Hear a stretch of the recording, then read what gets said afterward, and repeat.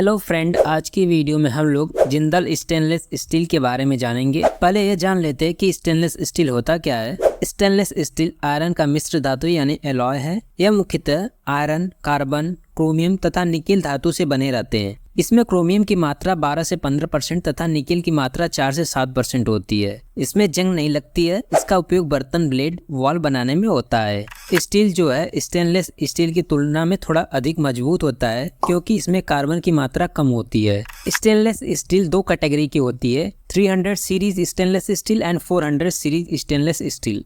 जो 300 सीरीज वाला stainless steel होता है वह नॉन मैग्नेटिक होता है, यानी कि चुंबकीय नहीं होता है। अब हम लोग इस शेयर का करंट प्राइस देखते हैं। इस शेयर का करंट प्राइस 663 रुपया है और यह शेयर पिछले एक साल में 47% का, जबकि पिछले 5 साल में 1852% का जबरदस्त रिटर्न दिया है। इस वीडियो में पहले हम लोग ये जानेंगे कि कंपनी करती क्या है और कंपनी का फंडामेंटल कैसा है और कंपनी के फाइनेंशियल परफॉर्मेंस के बारे में जानेंगे। इसके साथ साथ यह जानेंगे कि क्या अभी इस शेयर को खरीदना चाहिए या नहीं। तो चलिए वीडियो शुरू करते हैं। पहले हम लोग इस कंपनी के बिजनेस को देखते हैं। यह कंपनी इंडिया में स्टेनलेस स्टील की मैन्युफैक्चरिंग करती है। स्टेनलेस स्टील की मैन्युफैक्चरिंग करने वाली सबसे बड़ी कंपनी है इंडिया में।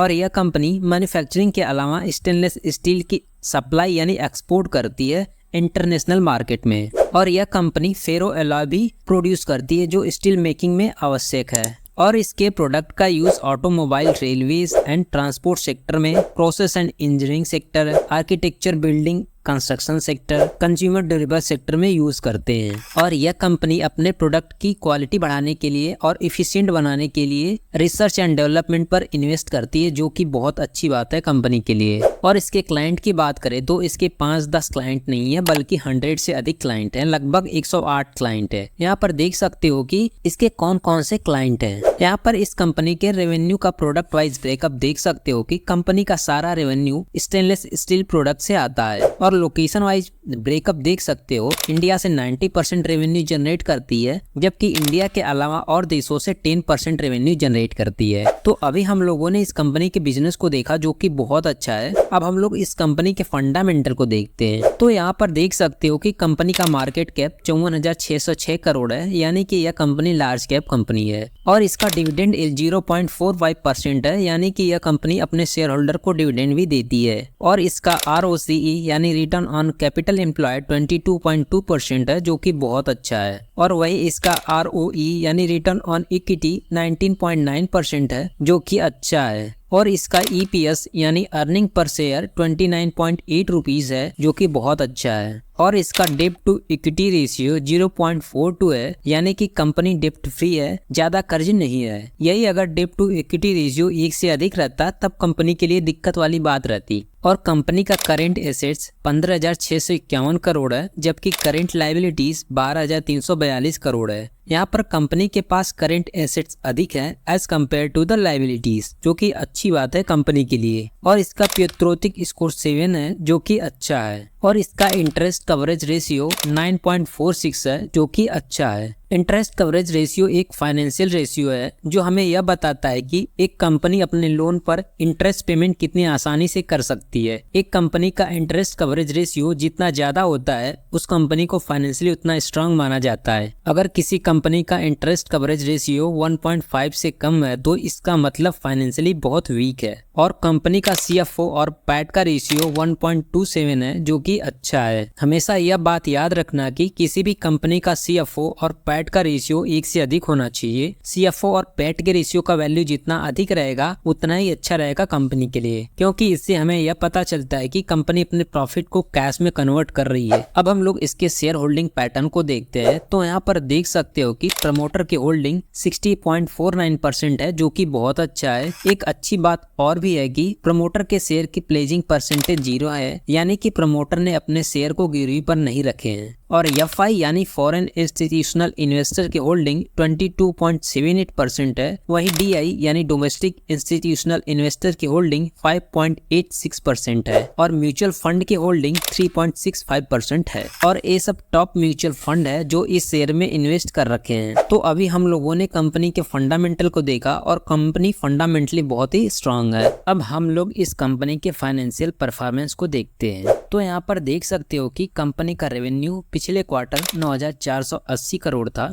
जबकि इस क्वार्टर 9,824 करोड़ हो गया है। यहाँ पर कंपनी का रेवेन्यू पिछले क्वार्टर के कंपैरिजन में बढ़ा है। इसके प्रॉफिट की बात करें तो कंपनी का प्रॉफिट पिछले क्वार्टर में 646 करोड़ था, जबकि इस क्वार्टर 609 करोड़ है। यहाँ पर कंपनी का प्रॉफिट पिछले क्वार्टर के कंपैरिजन में इस क्वार्टर कम हुआ है, लेकिन ज्यादा कम नहीं हुआ है। ओवरऑल कंपनी का प्रॉफिट डिसेंट रहा है। और इसके नेटवर्थ की बात करें तो इसका नेटवर्थ ईयर ऑन ईयर बढ़ता ही आया है। अब हम लोग कंपनी के बैलेंस शीट को देखते हैं। तो यहाँ पर देख सकते हो कि कंपनी का इक्विटी कैपिटल पिछले 2 से 3 सालों में सेम रहा है, जो कि 165 करोड़ रहा है, जो कि डिसेंट है इस कंपनी के लिए। इक्विटी कैपिटल को शेयर कैपिटल भी बोलते हैं। एक बात याद रखना कि किसी भी कंपनी का शेयर कैपिटल और इक्विटी कैपिटल कांस्टेंट होना चाहिए, या चेंजेस भी हो तो ज्यादा चेंज ना हो। और कंपनी का रिजर्व्स पिछले 7 से 8 सालों में लगातार बढ़ता ही आ रहा है, जो कि अच्छी बात है कंपनी के लिए। रिजर्व मीन ऐसा फंड जिसको कंपनी अलग से रखी रहती है फॉर स्पेसिफिक और जनरल पर्पज के लिए, या इसको ऐसे बोल सकते हो कि कंपनी अपने प्रॉफिट का कुछ हिस्सा सेव करके रखती है फ्यूचर के लिए, इसी को रिजर्व बोलते हैं। और यहाँ पर देख सकते हो कि कंपनी का cash flow from operating activities पिछले साल 3,096 करोड़ था, जबकि इस साल 4,818 करोड़ हो गया है। कंपनी जो अपने कोर बिजनेस से कैश और इनकम जनरेट करती है उसको ही cash flow from operating activities बोलते हैं। तो अभी हम लोगों ने कंपनी का फाइनेंशियल परफॉर्मेंस देखा, जो कि बहुत अच्छा रहा है। और यहाँ पर देख सकते हो कि कंपनी का स्टॉक पीई रेशियो 22.3 है, जबकि इसका इंडस्ट्री पीई रेशियो 20.7 है, यानी कि इसका स्टॉक पीई रेशियो अपने इंडस्ट्री पीई के आसपास ही ट्रेड कर रहा है। इसका मतलब कि यह शेयर अभी सही प्राइस पर मिल रहा है। तो कंपनी का ओवरऑल बिजनेस भी अच्छा है और फंडामेंटली स्ट्रांग भी है, और इस टाइम लो पीई पर मिल भी रहा है। तो यहाँ पर एक बाइंग अपॉर्चुनिटी बन रही है। लेकिन इस टाइम ओवरऑल मार्केट डाउन है, तो इसकी वजह से इसके शेयर प्राइस में और गिरावट देखने को मिल सकता है। लेकिन अगर आप शॉर्ट टर्म के लिए न खरीद करके लॉन्ग टर्म के लिए खरीदना चाहते हो तो यह एक अच्छा स्टॉक है। तो बस इतना ही आज की वीडियो में। अगर वीडियो अच्छी लगी हो तो वीडियो को लाइक और चैनल को सब्सक्राइब कर लेना।